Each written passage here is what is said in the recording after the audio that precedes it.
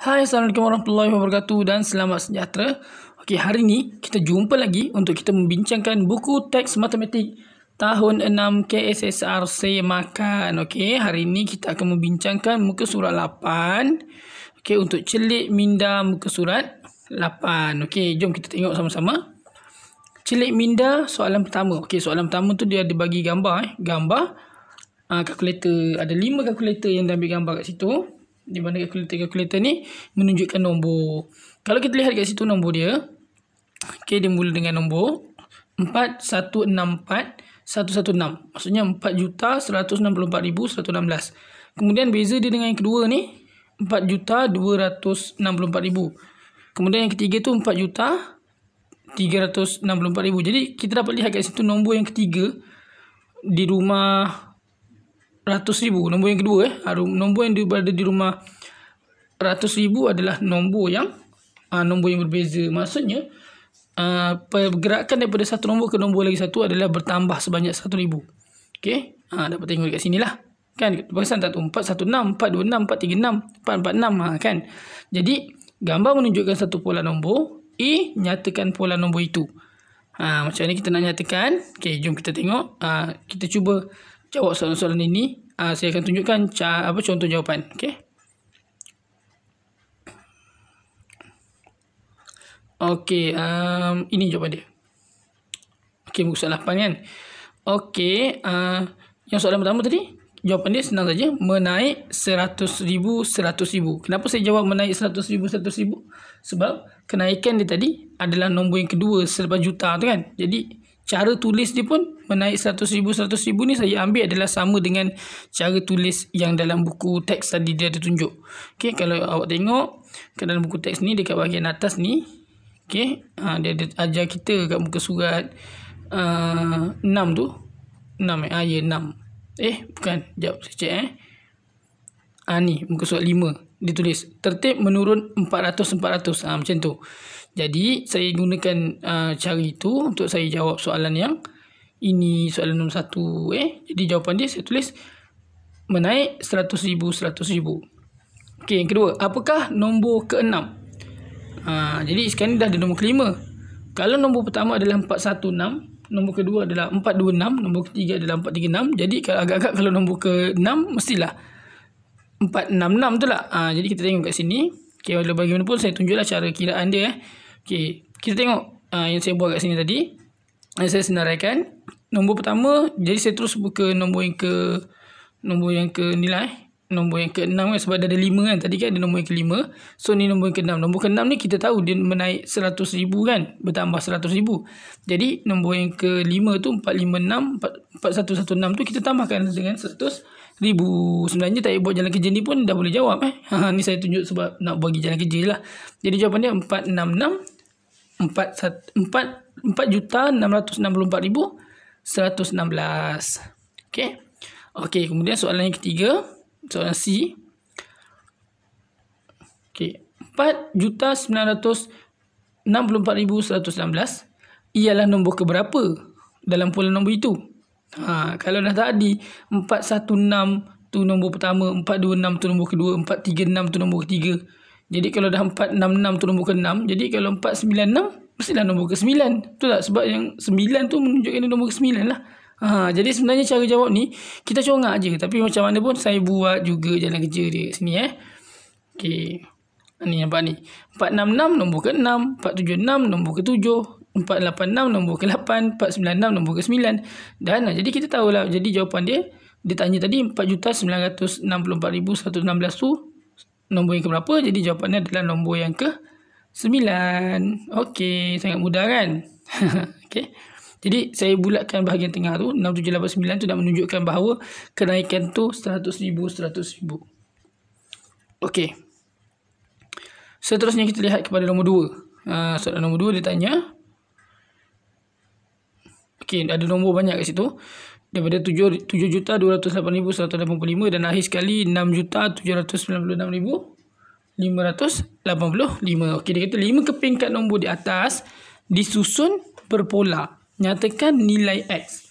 Maksudnya berpola tu maksudnya daripada nombor pertama ke nombor kedua adalah perubahan dia, tapi sama. dengan nombor kedua dan nombor ketiga sama, nombor ketiga nak ke nombor 4 pun sama.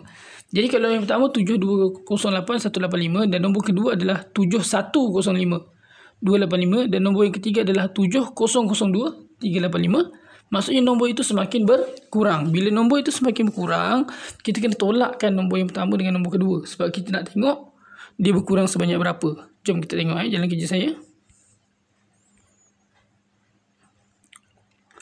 Okey, yang ini. Okey, saya tunjukkan Okey, 7208 7,208,185. Bila saya cuba tolakkan dengan 7,105,285, saya dapati sebabkan sebab ni kita boleh guna kalkulator kan. Jadi saya rasa awak guna kalkulator pun tak apa ni untuk melihat dia punya pergerakan tu kan. Jadi bila saya tolakkan saya dapat dia berkurang sebanyak 102,900 dan sama bila saya cuba tolakkan dengan 7,105,285 ni, saya tolakkan dengan 7,200,385. Bila saya tolakkan dia tetap dapat 102,900. Maksudnya polanya adalah berkurang sebanyak 102,900 lah. Jadi untuk dapatkan X, saya pun tolakkanlah 7,200,385. Saya tolakkanlah dengan 102,900. Ni saya tolak kat sini. Okey. Sekejap. Salah pula.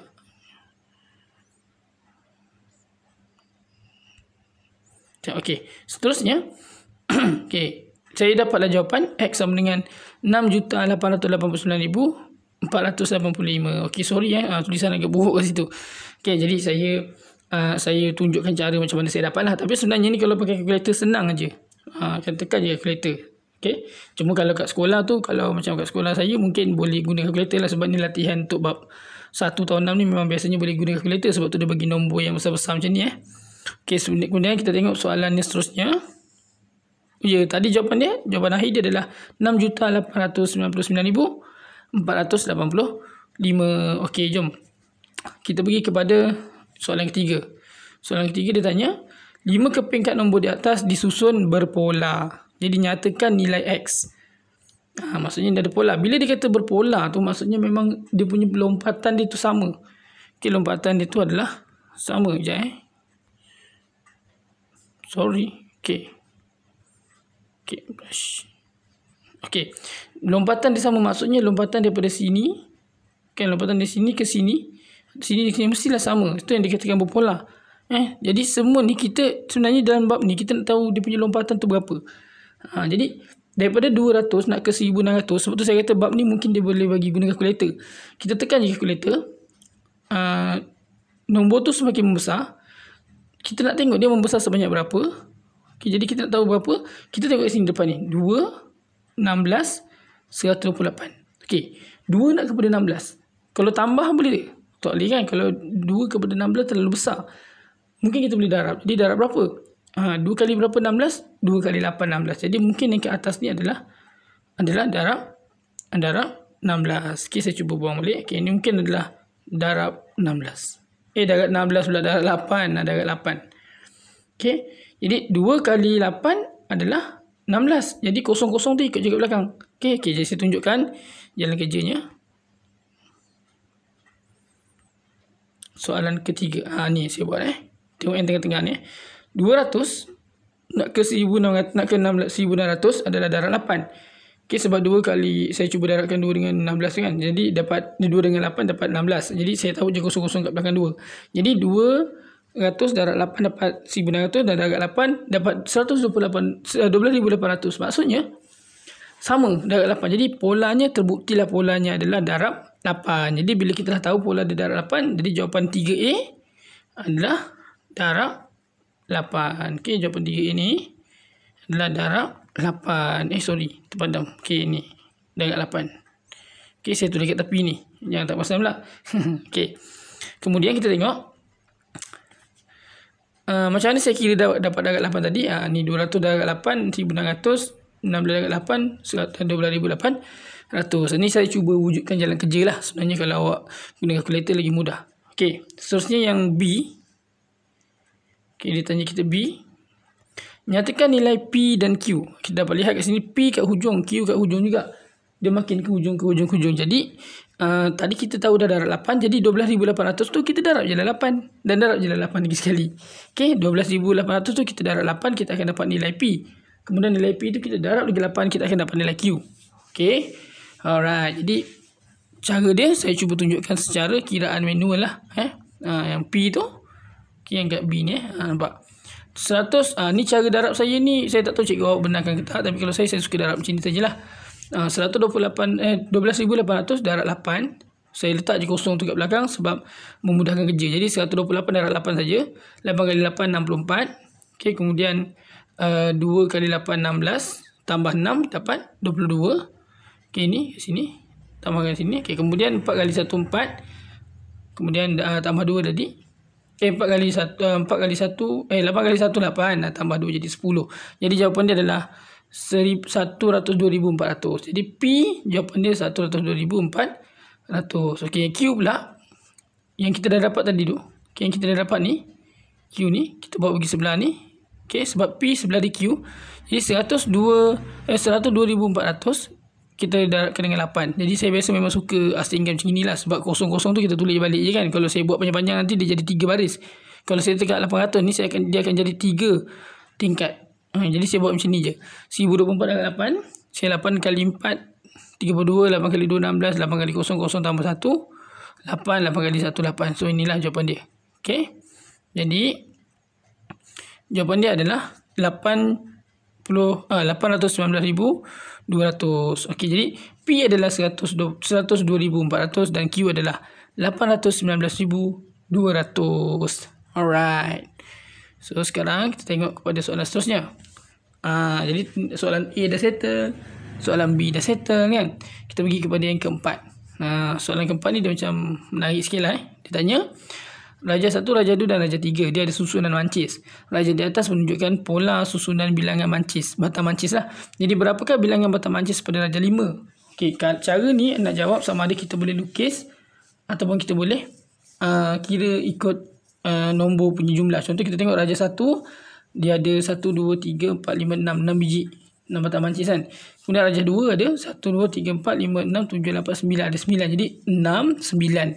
Lepas tu Raja 3 ada 1 2 3 4 5 6 7 8 9 10 11 12. Jadi 6 9 12. Maksudnya daripada 6 kat sini 6 yang ni 9, sini 12. Jadi 6 nak ke 9 tambah 3.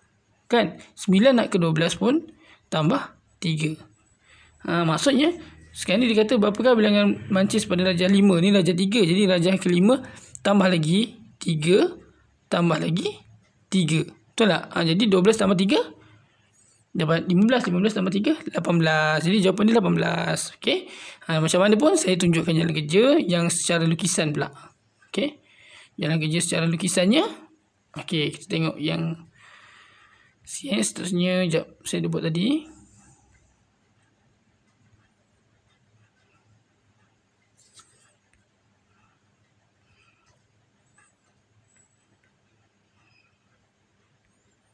Okey ni. Okey.